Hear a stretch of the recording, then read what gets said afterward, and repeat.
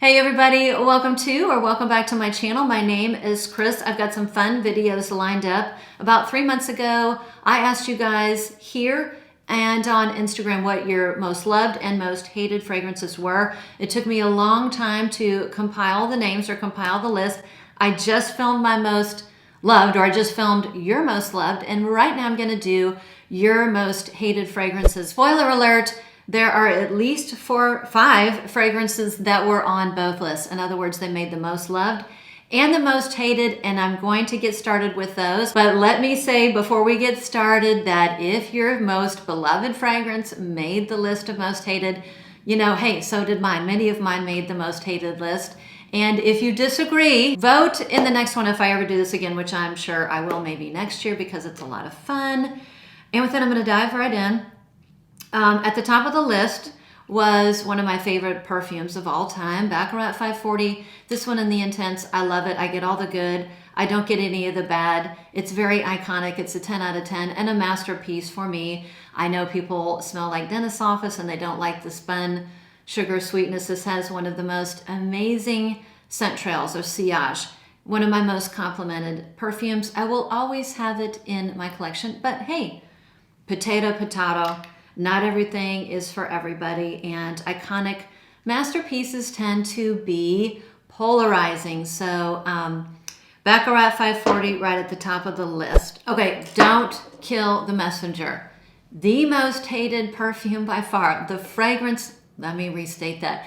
The fragrance that got the most hate, or that got the most votes for the most hated perfume from you guys, was this fragrance right here, Guidance by Amouage. There's a reason why I only have a 9 ml decan. It's because I do not love it either. In fact, I at times I cannot stand the opening. The opening gives me a headache. I think the notes clash. I don't like it. That hazelnut, the nutty note, the pear, it almost makes me gag. The pear, the incense, like what the heck? They just do not go together, and they make me just a tad queasy. However, I will say, I first tested this on paper, put the paper or the little blotter in my backpack, and man, I could smell that for days, weeks.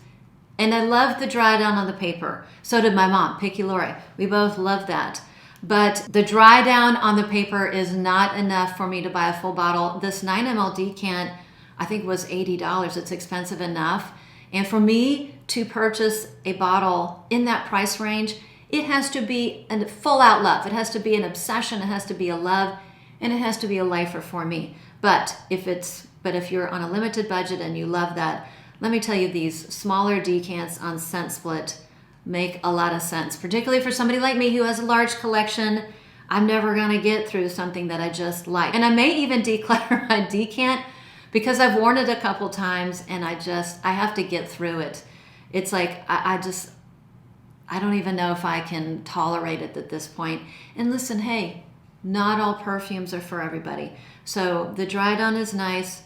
Sometimes I like it. Sometimes I think it's great. I love it on paper, but I don't love it on me. But the most hated perfume from you guys by far, another perfume that was the most hated, I don't have a full bottle of it because I decluttered it as well, is Rosendo Matu number 5. The reason why I decluttered that is because I got a lot of like burned rubber tires. I can see why people thought it was sexy, and I agree, parts of it, it's a sexy fragrance, it's a statement maker, it's a head turner. But the more I had it, the more I just couldn't get over that burned rubber aspect of it. So I, like a lot of you out there, just, wasn't a fan. And I think I counted all the votes. That was number 2, the second most hated.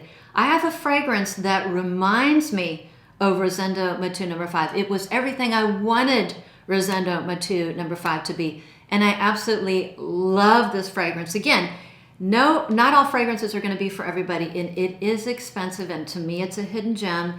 It's this one by Navitus. It's Splendeur Absolu. It's Rosendo Matu number 5, toned down, without that burned rubber, without that screechiness. And it has that same musk, and I think it's the musk that reminds me of Rosé number 2, number 5, but it's just, I love this one, and I really didn't like number 5. This has this beautiful lemon curd in the opening. A lot of you guys think it reminds you of Baby Cat, and I can see it, but it doesn't have any of the same notes as Baby Cat. You know, Baby Cat is incense and vanilla. This one has vanilla. It has no incense. It has no pepper. It has no resin. I don't think it has saffron. It may. I'm not sure. But there's a lot of differences. This one does smell a little bit woody. I get maybe a little bit of that suede thing going on. So I can see where you guys think that there are similarities, but when you wear them side by side, there are a tremendous amount of differences. This one reminds me much more of Rosenda number 5. Again, this is what I wanted Rosenda number 5 to be. It's beautiful. I love it. It does wear on the quiet side, or it wears lightly. I've told you a million times, I don't care about performance. I don't care about projection. And the ones that are more demure are more safe for me to wear to work. Okay, other ones that made both lists. Blanche Bête. I love this. This is one of my favorite fragrances. I will say this is a modern masterpiece. It's super, super unique. One of my favorite tuberose fragrances, very milky, very creamy. So it's like tuberose petals dipped in a coconut oil, swimming around in like this sweet milk or sweet cream. And you dusted a little bit of cacao, and it's all swimming in this beautiful ambrette, this musk. Stunning. I wear it year round. It's gorgeous. But most lactonic fragrances, I think lactonic fragrances are the most polarizing, and I can see why. But absolutely love this fragrance. Another one that made both lists.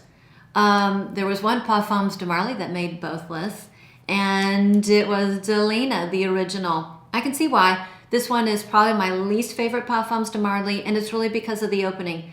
It's that rhubarb. You know, it's that beautiful lychee rose combination, but this one has the rhubarb, and every single time it gives me a headache. It's a little too much in the beginning.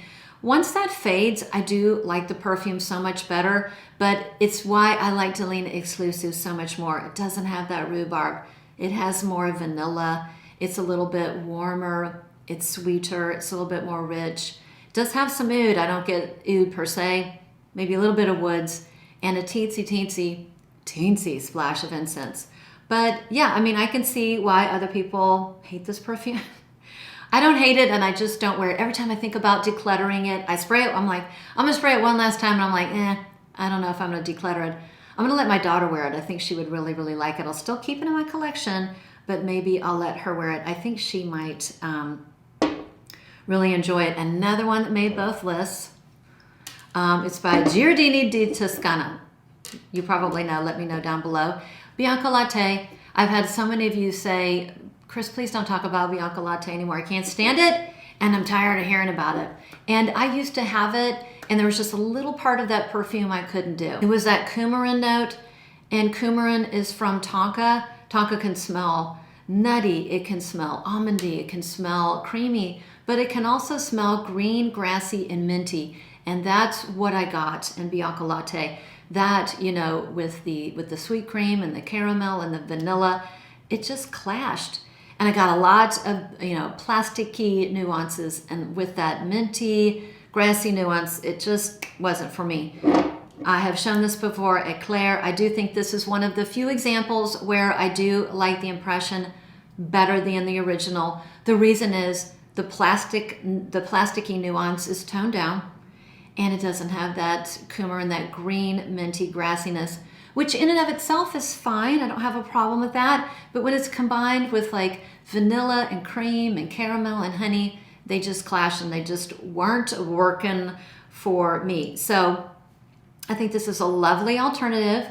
I still haven't been reaching for it, and I will either declutter it or give it to my daughter. I think my daughter would really, really love this perfume, and fantastic price. It's not beast mode like Bianco Latte. You should know that ahead of time. Another one that was at the top of the list was Chanel number 5. I agree, Chanel number 5, the original, the OG, particularly the Eau de Parfum. I've wanted to try the Parfum. Haven't had a chance to, but the Eau de Parfum, it's a little bit too much. It's a little bit too much perfume for me. Just, I don't know what to say. Too much, it wasn't really me. However, when Eau Premiere came out, like, I want to say 10 years ago, I had that perfume right when it came out. I'm on my 3rd bottle, Chanel No. 5 Eau Premiere. Disclaimer, my 2nd bottle that was halfway done, I gave to my mom because she liked it. So, and this one needs to be worn more. I've been neglecting it. I can see why Chanel No. 5 is not people's favorite. Funny thing, I was at Orange Theory Fitness. There was a young girl, one woman, next to me. I could smell her. She smelled really good. And I'm like, that smells so familiar. She smells like something I've smelled before. I asked her after the class, and wouldn't you know it, it was Chanel No. 5. So who knew that would smell good in an exercise class? It was very, very subtle. Maybe she spritzed once. But anyways, I like Chanel No. 5 Eau Premiere so much better. This is more me. This one is like the inside voice. I say Chanel No. 5, the original, is like the outdoor voice. Chanel No. 5 Eau Premiere is like the indoor voice. The aldehydes are toned way down. It's not as loud, it's not as screechy, it's not as soapy. This one is a little bit more sweet. This has vanilla. I get a lovely powdery dry down, and it's just, I think it's a more modern, slightly more youthful take on the original Chanel No. 5, and this one I'm going to be wearing a lot. I love to wear this in the spring and in the fall, and I'm going to stop neglecting this beautiful perfume because it is a Love Classic and it needs to be worn more. Okay, okay, 2 more. One fragrance I got a lot of hate, which doesn't surprise me because it's a lactonic scent, and again, lactonic perfumes tend to be the most polarizing because I think that note or accord can go sour, and it's the one, you know, note or accord in fragrances that I think can make people sick, and I would say that for myself too. So poor Piano Santal got a lot of hate. I didn't try this perfume for a long time. I'm going to spray it because I think it smells really good. I just don't think it's a great perfume to wear like when it's really, really hot. But it is like 2 degrees right now. We just got another dumping of snow, another 6 inches of snow. And it's a good perfume to wear in the cold. The reason why I didn't try this forever is because it has cumin in here, and I hate cumin. Cumin, I just don't like it. We don't get along, and no. Thankfully, I don't get, you know, BO in here. I don't get stinky armpits or BO. I just get spices. So this is a sandalwood fragrance. It's a milky, creamy sandalwood perfume. It's very lactonic, and sandalwood is already creamy, so when you add that milk in, it's just that much more creamy. Has a lot of musk. I want to say it has like skin notes, or, I mean, that to me is kind of musk. Cashmere, I would guess. It's very warm. It's very cozy, and it's beautiful. I do get some spices, but not cumin. I almost get like a carrot seed. I think there's carrot seed in here too, because it has a little bit of an earthiness that's slightly sweet. Yeah, I think it's really, really pretty. Another one that got a lot of hate, a lot of hate was by the Fireplace. I don't have that one.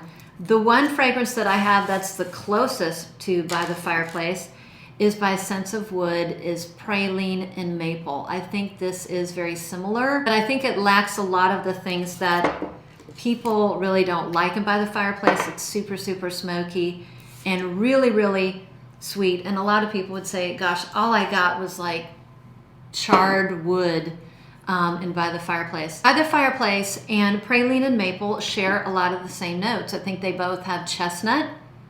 They both have woods. This one is cedar. There are spices. I know this has cloves. It's incensey, it's woody, it's warm, it's resinous. So to me, this is my preferred take on By the Fireplace.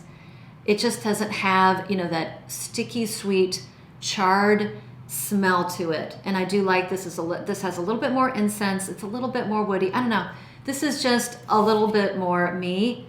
And I think and it's more woody, I really get that nice cedar. Boy, the cedar notes really, really pretty in here. So yeah, By the Fireplace got a lot of hate. One that's similar, I love. And I just think that House Scents of Wood is just, blend perfumes so masterfully. Okay, I'm looking at my list of most hated here, and there were several that I don't have. I'm not gonna say several. Okay, Goddess Intense, Burberry Goddess Intense. That got a lot of hate. I don't hate that perfume. I really enjoyed Goddess. I enjoy it. I just found that, and I tried it multiple times, I could not get that to last over 30 minutes. There are some Middle Eastern dupes or impressions that I think have done a really good job on that no profile. I've shown one before, I think it's Angkam. It's by Lattafa Angham. Anyways, it's kind of in a goofy bottle, but it's a really nice take on that DNA. And for me, the performance was a lot better, and I got less lavender. So I think it's a, it's a good take on it. Goddess Intense. I'm not exactly sure what it was in that perfume that made me like less than the original Goddess. And I didn't hate it, but I certainly didn't like it enough or love it to buy a full bottle. And again, I'm not sure what it is that was maybe a little bit off-putting, or when I smelled it, I thought, yeah, this is just certainly not full bottle worthy. But if you know what you didn't like about it or what you hated about it, let me know down below, because I will never be getting a bottle. Another one that I've never smelled, this is a Middle Eastern fragrance. It's Oud Noble Blush. I will find a picture of the bottle and put it up on the screen. Have no idea the notes. You know what? Let me look it up on fragrance. Okay, in a pink bottle, this has notes of rose milk, meringue, almond, vanilla musk, and sandalwood. Man, that sounds good. Is it a dupe of anything? You guys hate that one. Oh, I forgot. Also, at the very top of the hate list, right after Guidance, this was from a lot of people. Most hated fragrance was the entire category of Middle Eastern fragrances. And listen, I agree that's a tough category. Listen, I think the whole idea of these, Middle Eastern or Arabian fragrances are to get a dupe or impression of something that's very popular and very expensive. And my issue with them is a lot of times they're just poorly blended. They're very affordable, probably not going to get the highest quality ingredients in these fragrances. And I have tried dozens and dozens and dozens. I'm not going to get to the point where I say I've tried hundreds or even 100. I probably haven't. But I've tried dozens and dozens and dozens. And let me tell you, you can sink a lot of money into chasing the best dupe. A better dupe of that. No, this is better. When you could have just bought the original, spent the money on the original that you loved, where you spent more money chasing a bad impression. That's a negative of that whole category. And I think the reason why a lot of you said all Middle Eastern Arabian fragrances in general is that you are finding that to be true. And I'm finding that to be true. So I'm much pickier when I purchase these Middle Eastern fragrances. I would say it's like one or two every several months, because I get tired of spending good money on impressions that just fall flat. And you can spend hundreds and thousands of dollars doing that. And in the end, you're like, I should have just spent the money on the original. Anyways, enough on that one. But the next one is Good Girl by Carolina Herrera. I don't like that perfume. It was one of the few, designer fragrances that were huge, very popular. I think it's iconic. I'm not going to say it's a masterpiece, but I can see why it's very popular. I liked a couple of the flankers. I want to say the Légère is one of them. And I do find that the bottles and Supreme. Good Girl Supreme, Good Girl Légère were my favorites of the flankers. And I do like the pink bottles, like the red and pink bottles are good too. But a lot of people hate that fragrance. I didn't like it at all. There was something about it, I don't know, gave me a headache. It's white flowers and tonka. That's really what it is. And a lot of people love it, but a lot of you hate it, and that's why you will not be seeing it on my list. And did I get everything? I hope I didn't leave anything out, and that was it. Those are the fragrances that you guys hate the most. And again, if you're sitting there steam's coming out of your ears and you're upset with the list and you disagree strongly, like I said, next time I ask, vote. A lot of people didn't vote. A lot of people did. A lot of people didn't. And I will always post this on my community board whenever I do kind of a survey. It will always show up on my community board. And to see my community board, I think you have to be subscribed and be notified. Otherwise, you're just never going to know when I post, and that was it. Thanks again for sticking around. Thanks for watching. Thanks for everybody being a good sport, not getting your feathers ruffled with these fragrances that I might have mentioned that a lot of people don't love. And hey, don't worry, a lot of my fragrances that I love that are some of my favorite in my collection made this list too. My beautiful Baccarat, Blanche Bête at the same time.